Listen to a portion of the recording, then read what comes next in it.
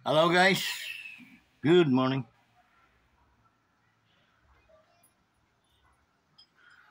Um, Nag-ano tayo guys, part 2 no?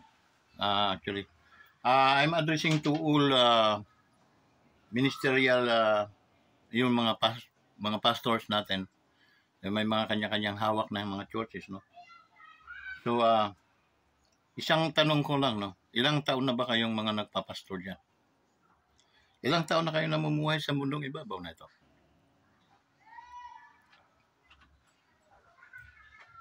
Okay? We ano, we took kwentuhan tayo ng realidad, no? Realidad. But magkukwentuhan tayo with Christ in our heart. Ang aking mga katanungan, ilang taon na kayong nagmi-ministeryo sa inyong mga ministeryong yan? Sa inyong mga ministry? 5 years? 10 years? 15 years? 20 years? Back up na katanungan, anong improvement ng inyong mga ministry? At anong improvement ng inyong mga buhay? Yes, may mga sinasabi ang Biblia. What a prophet a man that he gained his whole world, but it is very beyond what we're talking about now. Okay? It is a very beyond. Malayo po yun, hindi po yun doon sa ating pag-uusapan. Because ang pag-uusapan natin is the reality. Okay? That God shall supply ang iyong Diyos na pinaglilingkuran ay napakayaman. But how come na ikaw ay follower na matay ka na para kang isang binalot ka lang? O nailibing ka naman ng maayos, nahimlay. But how come? How about the benefits?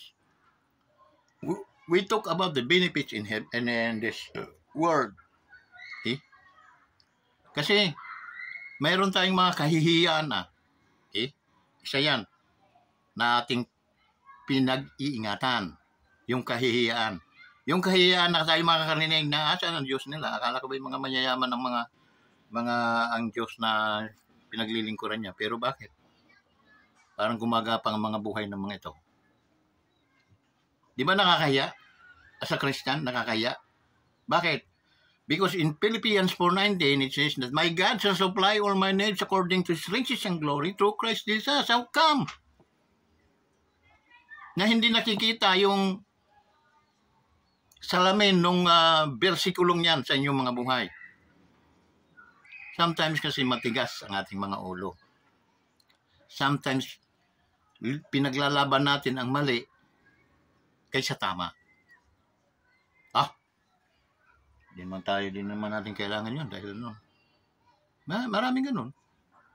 Okay na yung maraming ganun guys. Okay. We need to live together with a prosperous life because it is promise of God to us.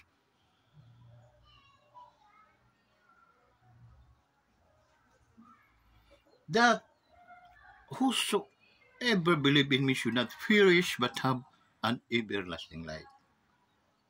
Everlasting life.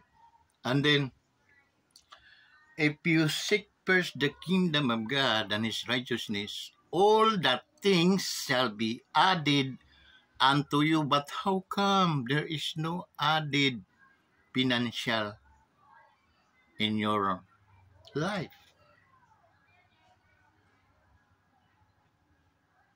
Meron ka na ba dyan mga Pajero? Meron ka na bang mga sasakyan dyan? Na, oh my God, pinagpapala nga ito. Anak nga ito ng Diyos. Ito nga talaga ay chosen ng God, no? Ito siya. Because he lived in a prosperous life. What God according to His promise to us. Okay?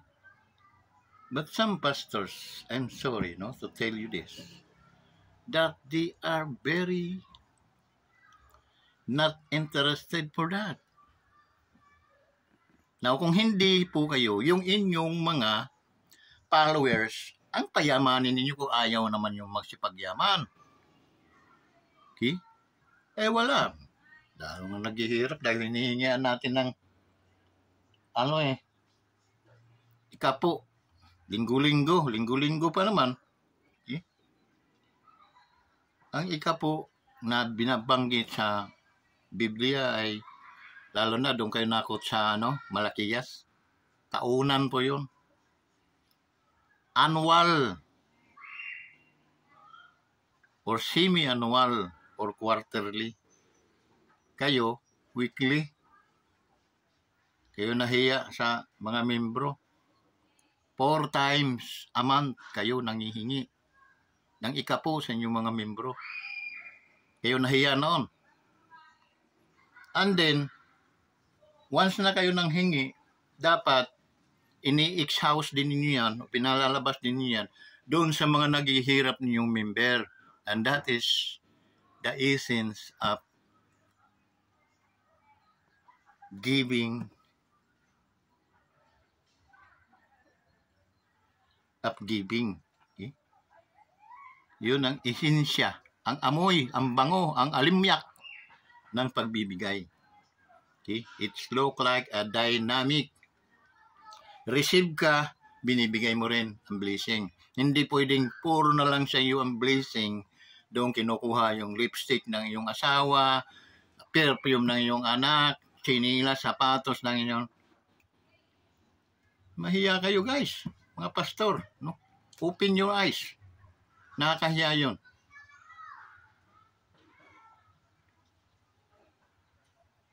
No. Don't. Huwag mong gastusin yan sa lipstick mo o sa mga pabango mo. Dahil yan ay ibibigay natin doon sa mga naghihirap nating mga kapatiran. That's the real minister of God. If you wanted to magkaroon ng mga ganyan ang iyong pamilya, pumasok ka sa isang negosyo.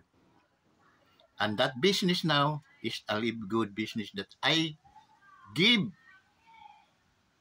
and teach a proper unto you. Okay? We explain what is the goodness also of this business because it really can help your ministry if time comes mag-prosper na yung negosyo. As long as na hindi pa nagpa-prosper yung business, wala ka muna talaga munang mabibigyan. Pero as long as na mag-prosper na yung business, hindi pwedeng hindi ka magbibigay dahil magiging isa ka namang yung tawag noon, parang napaka-buaya mo na, ayaw mo mamigay ng biyaya. Okay? Binigyan ka ng biyaya ng Diyos. It is a blessing dahil kung hindi ka mahal ng Diyos, hindi ka aabutin ng biyayang ganito. Okay? So that's why, huwag kang magdamot, bibigyan mo rin yung mga nangangailangan nyong mga ka-membro. Okay? Para lumalago ang gawain, dumadami ang mananampalataya ng Diyos. If we, alam niyo kung imbestigahan natin yung mga ministry since mga about a year, 2 years, tingnan natin yung mga ng inyong mga member, dapat may qualification ng mga pastors. If wala kang 500 to 1,000 member, sara ang inyong babawiin ng gobyerno yung inyong mga lisensya.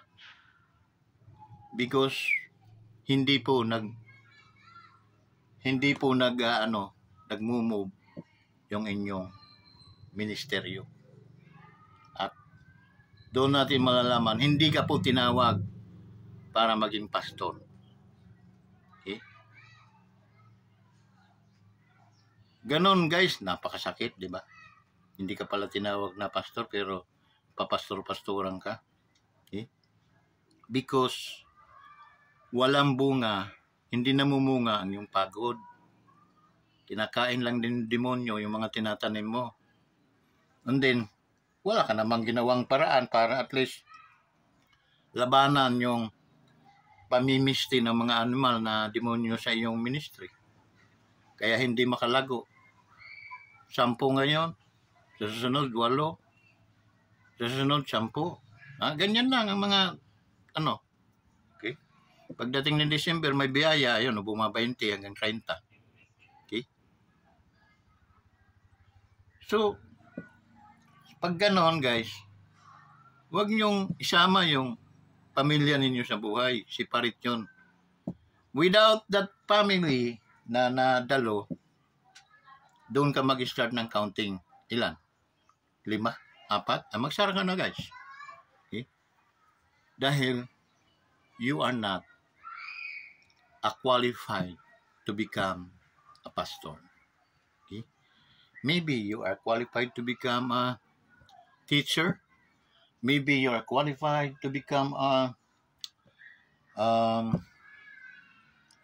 like Apostle Paul, Apostle, or you are qualified to become a prophet. Okay? So, yun, pakinggan ninyo what is your calling. It's a very edible voice that come to you, and then it says, you are apostle, guys. My son, you are apostle. Go outside. Share the word of God. Okay? Convince them to fellowship. Then yung iyong let them choose kung saan sila dadakong mga pakainan ng mga tupa ng Diyos. Okay? Panalangin mo, mapunta sila sa tamang nagpapakain. So that's the important. But today, as we are now in this world, okay, we need income, okay? Not for the church, okay, because that is not an income, guys. Supposed to be pinaiikot lang nyo dyan yung biyaya ng Diyos. Tanggap, bigay. Tanggap, bigay. Okay? Hindi tanggap. And that is the reason why take a look to your member. Mayroon ka na bang na-promote na pastor sa mga member mo? Ilan? Because ayaw mong mayroon kang umuusbong ng mga tao. Takot kang baka ikaw ay palitan o pag ikaw ay pinili ng Diyos, wala namang isa mang mangangahas na pumalit sa iyo, guys. Tandaan mo yun. Magtiwala ka sa Diyos na pinaglilingkuran mo, hindi sa dumarating linggo-linggong abuloy ng mga tao. So that's it. So backupan yun ang negosyo. I have a business na maliit lang ang puhunan, very affordable. Okay? And then, it is a subscription. No? Kung ikaw nagbabayad ng Meralco, nagbabayad ka ng Nawasa monthly, it is a subscription ways of business. Nagbabayad ka ng Netflix sa iyong television para makapanood ka ng mga magagandang movie. Hindi yung mga patawa-tawa lang dyan sa paulit-ulit mga palabas dyan sa ano bang tawag nun? Cable. Mga lokal na mga sa Chiquitos, na Fernando po. Ganun lang, no? Hindi naman natin yung mga moving lokal, Filipino. Okay? But tayo, kaya nag-Netflix tayo para mapanood natin yung mga international movie. Yung mga mamahaling mga movie, no? So, nagbabayad tayo ng magkano? Minsan 400, 500, depende, no? Kung ano ang nating terms ang gusto natin. And then, doon ang gaganda ng mga. But the problem, yun lang ang pakinabang mo noon. Yumayaman yung company Netflix dahil sa subscription, but ikaw na subscriber, wala ka namang income doon. Ay mabuti kung nasa bundok ka tapos magpapalabas ka ng Dati kami, nagbabayad kami ng 50 centavos, 25 centavos, 10 centavos para manood. Okay, mga Betamax pa nung araw. Okay, may mga kubo-kubo doon na sarado. So, hindi ka pwedeng makapasok kung wala kang bayad. So, pwede yun. Pagkakitaan mo, no? Pagkikitaan mo yun. Pero guys, comparison natin sa Live Good, MLM company, it is multi-level marketing. Okay? multi-level marketing. Na ang kanyang business also is one of his strongest live good ways of earning is subscription also. We are now in our first year operation, and then Live Good is having 1.2 million subscribers, and then our company aiming about 5 million, 3 to 5 million this 2024. And it's not impossible to hit that kind of extreme desire, no? Hindi po imposible yun. Because lahat ng bansa sa ating under the sun, sa ating buong globe, we have 200 countries operating of this Live Good MLM company by subscription. If you subscribe about 500 pesos, you can have enjoying your business in Live Good. 500 pesos only, and then additional of 2,900 pesos, we lagay natin sa 3,000. So it can cost 3,500 pesos initial puhunan. If that cost up amount dadalhin mo sa isang negosyong kainan, oh my God, madaling araw pa lang gigising ka na, maghuhugas ka ng pinggan, magluluto hanggang sa mga ulbot na mga ugat ni mo in taon, manoy. Hindi madaling araw pa lang gawas mama, encounter mo pa yung mga hold upper sa labas, ayari. Okay? Yung pang merkado mo. Kung ka naman, punta ka naman sa yung business mo ay tawag noon, sari-sari store na pinakamahina ang 20,000 na puhunan sa sari-sari store. Unya, piso lang ang bawat tubo mo sa usa ka sardinas, 50 piso din sa mga chicherya. Isang supot na yun sa isang dos. Once na nakainan ng daga yan, hindi nakainan ng nanakawan, nadugasan ng yung mga dilata, okay?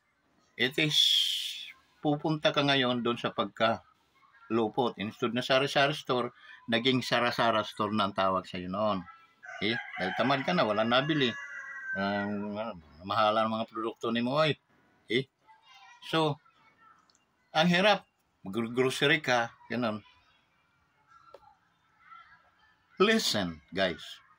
Pakinggan nyo itong ipapaliwanag ko nyo regarding Live Good. What you need to do is tulad ako, magiging upline nyo ako, no? Ang gagawin lang po ninyo, magbabayad kayo sa company, hindi sa akin. Sa internet kayo, mayroon tayong parang mga ATM na rin na magpo-provide tayo ng gano'n. Doon papasok ang mga transaksyon natin sa pera. Okay? Bayad kayo doon sa company. Gano'n ang internet na, no? And then, bibigyan po tayo ng halimbawa, nagbayad ka, no? Bayad ka umpisa ng 3,500. Okay? Renan off na natin yung 29 something. Kasi dollar ang usapan dito, guys. Okay? So, renan off natin sa piso na 3,500. Okay? Now, ito, 3,500 na yon, entitled ka sa kitaan. Anong kitaan? Dito, ito yung pinakamasaya. Sa lahat, no? Yung tawag nito. Yung pinaka highlights, no? Kasi Doon tayo mano sa kitaan eh. Ano bang kitaan dyan, Vince? Okay, ito. Okay. Kawanderers, ano bang kitaan dyan? Ito ang kitaan, guys. Unang kitaan mo, yung fast track bonus. Weekly ito, guys. Weekly. Okay? Pag inabot ng cut-off, the following cut-off ka, makakakuha ng iyong weekly fast track bonus. Okay? Ang cut-off natin is Friday. Okay? So, Friday, pag may pumasok na ano ng Saturday, next cut-off, kuha mo na yon. Ano ba yung fast track bonus? Kawanderers. Ito yon. I'm Coach Vince. Bala. Just call me Coach Vince. Okay? Sa larangan ng Live Good, puro coaches yung tawag sa atin, guys. So, I'm introducing myself as Coach Vince. Okay? Bilardi. Okay, ganun. So, yun. Ang nangyari, guys, unang kitaan mo dito, no? To make clear, no? Listen. Okay? Unang kitaan mo dito is the fast track bonus weekly. What is that? What's the meaning of that, Mr. Coach Vince? Yan, ganito yun.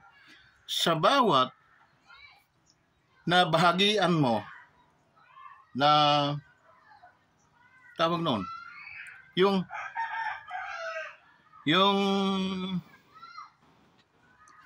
may madaling terms, recruit, no? Pero mayroon pang mas magandang termino noon, no? Yung nasiran mo siya, no? Okay? And then, nagka-interest sa business, pumasok din sa Live Good dahil nakita yung paliwanag mong very clear, no? Na may kitaan talaga dito. Okay? So what I mean, nakumbinsi mo siya na pumasok din sa company ito. Ang nangyayari, guys, doon, mayroon ka na agad tatanggapin sa kanyang $25. Dollars ang usapan dito.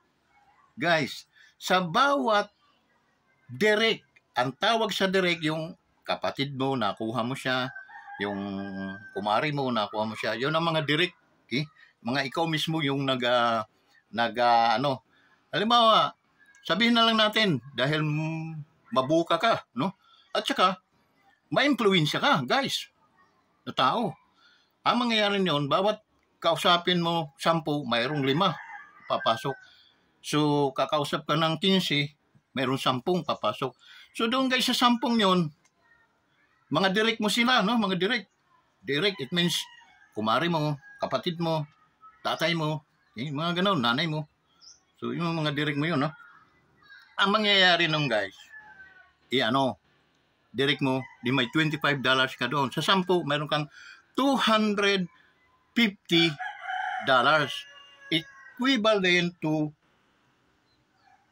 plus 12, may 2,000, may 500, 3, 18,000. Tama ba? If I'm not mistaken, 18,000, guys. Kasi ang $100 natin is 6,000.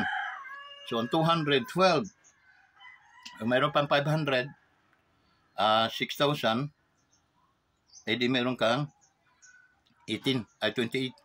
So, tama ba? 18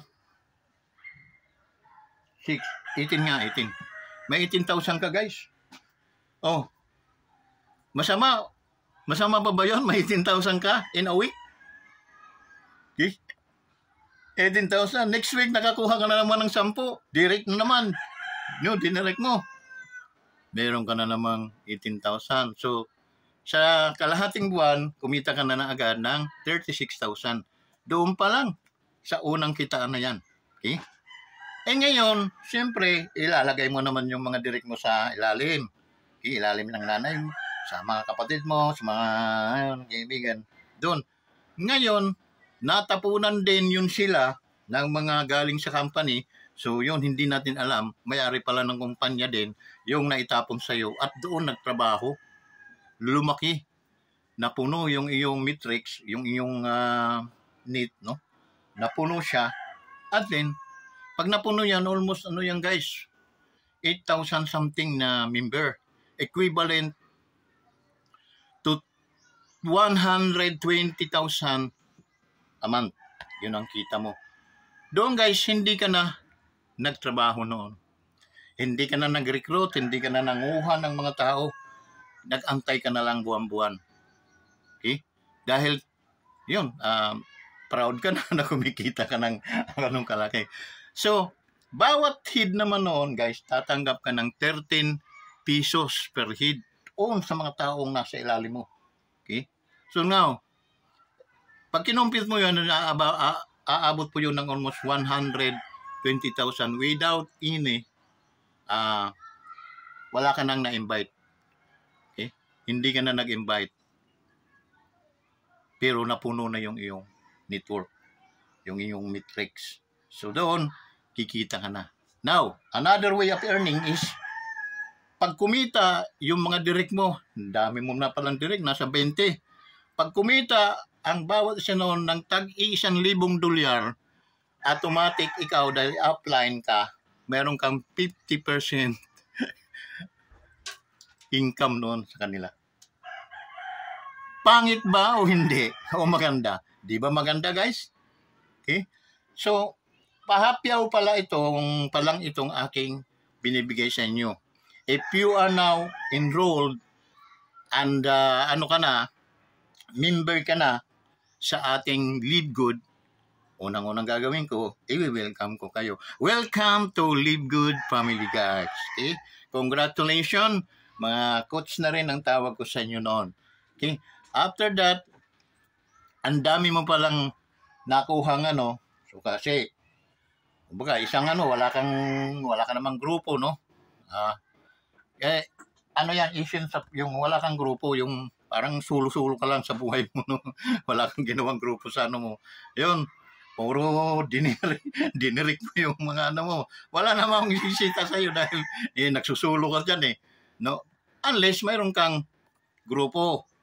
Pagagalitan ka talaga ng grupo mo dahil bangkong-bangkong nangyari doon sa mga nila, ikaw, abang ka na lang sa mga so walang nangyari sa grupo mo kundi sangkiig, no? Sangkiig.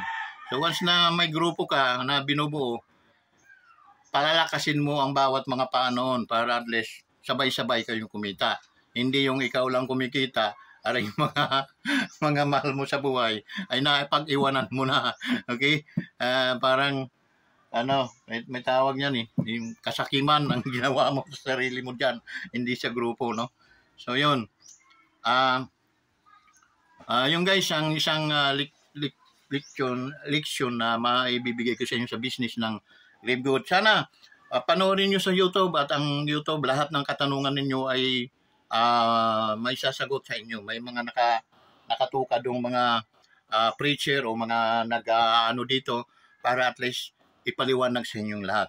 So yun, pahapyaw lang ng mga kitaan at sana naunawan ninyo ng malinaw yung ating pangunahing sa inyo, lalo na ang ating mga pastor ministers, no, na ito'y makakatulong malaki sa inyong mga ministeryo. So hanggang dito na lang at huwag na kayo magpatumpik-tumpik pa dahil baka bukas ay huli ng lahat. So yun guys, ito bata pa, no, maaga pa. So kailangan sabayan na natin ang pagninegosyo para at least hindi naman natin mapapabayaan yung ating ministeryo. Maraming salamat at mapagpalang kamay, mapagpalang biyaya ang naway nasa inyo sa umagang ito. Patnubayan kayo ng ating Panginoon sa pangalan ni Jesus. Amen.